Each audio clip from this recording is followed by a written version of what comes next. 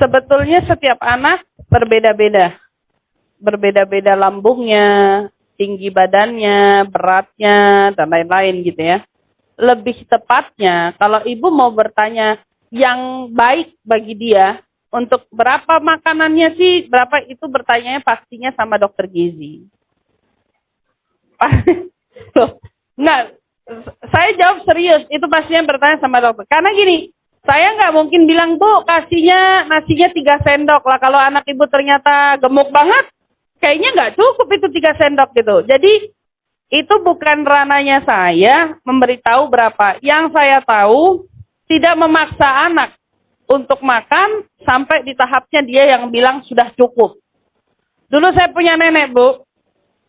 Orang tua kita repot ngurusin anak, makan tuh yang banyak. Kalau belum ini perut tuh kenyang, bagus, keluar bawel banget. Nenek saya dari dulu ngomongnya gini, anak tuh kalau lapar pasti makan. Jadi gak usah kerepotan. Kalau dia lapar, dia pasti nyari makan. Yang kamu mau khawatirin anak bayi, belum bisa ngomong.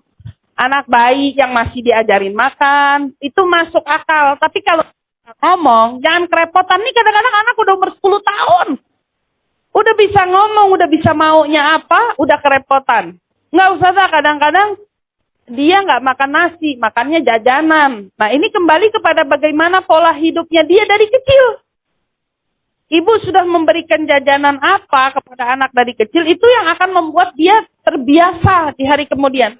Kalau dari kecilnya memang terbiasa jajan, ya sampai gede mungkin dia lebih memilih jajan daripada makan benar gitu. Jadi kembalinya kepada pola awal.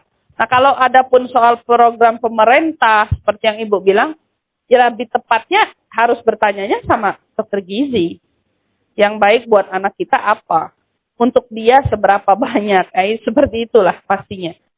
Bukan saya pastinya yang jawab. Saya hanya bisa memberikan gambaran makan yang cukup, bukan makan yang berlebihan.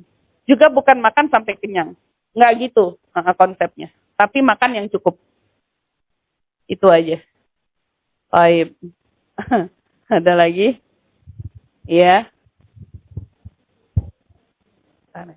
Assalamualaikum warahmatullahi wabarakatuh. Waalaikumsalam warahmatullahi wabarakatuh. Ustazah, kan saya kadang makan di luar.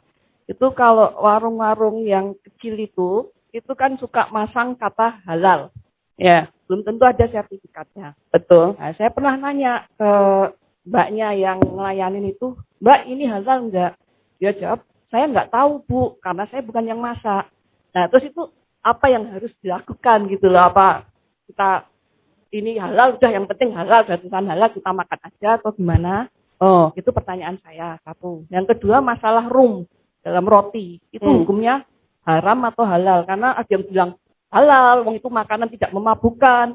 Ada yang bilang haram. Nah itu saya bingung gitu. Ya, saya aja. Ya, Waalaikumsalam warahmatullahi wabarakatuh. Waalaikumsalam warahmatullahi wabarakatuh. Masuk ke satu restoran, bertanya kepada yang ada, ini halal atau tidak, dia nggak bisa jawab antara halal atau tidak. Pilihannya apa? Keluar. Jangan makan. Karena dia dari awal jawabnya nggak tahu, berarti dia sendiri aja nggak bisa ngejamin kalau yang dimakan itu halal. Pilihannya kalau saya pasti meninggalkan. Saya ganti. Terlepas apapun yang tertulis gitu ya, misalnya ada yang tulisan halal atau apa. Karena kita nanya sama yang ada di situ, karyawan ataupun tidak, jawabannya nggak tahu.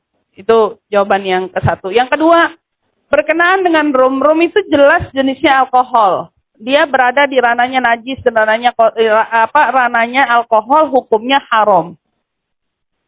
Jadi mau dia tidak memabukkan sekalipun, ya dia haram.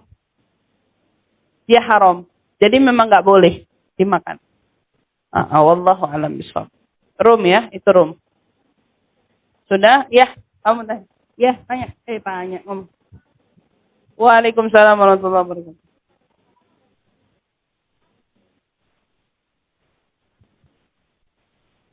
Ya.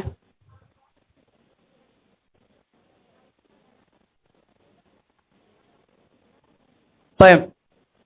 Makasih. Adik ini bertanya tentang kepiting. Kepiting haram atau halal? Yang saya tahu, kepiting haram. Berdasarkan fatwa sebelum-sebelumnya, sejari dulu kepiting haram. Yang boleh itu rajungan. Rajungan halal, kepiting haram, gitu ya. Nah, bagaimana dengan ada fatwa-fatwa belakangan yang menyebutkan dia halal? Saya pribadi nggak pernah menelusuri langsung tentang kehidupannya kepiting. Saya serius, Ibu. Saya nggak tahu. Jadi saya itu kan bacanya yang di kitab aja gitu. Saya nggak pernah lihat benar. Adapun dengan telusuran yang sekarang menyatakan kalau hakikatnya kepiting itu tetap hanya bisa hidup dalam satu alam gitu ya, yaitu di air. Nah, saya terlepas kepada mereka. Kalau memang fatwa itu merujuk kepada fatwa ulama MUI, maka mungkin kita beristimbat, ngambil dalil dari mereka boleh. Tapi kalau saya pribadi sampai detik ini saya belum pernah makan kepiting. Kalau rajungan saya makan, kalau kepiting enggak. Iya. Gitu aja. Mudah-mudahan terbantu. Wallahu a'lam bishawab.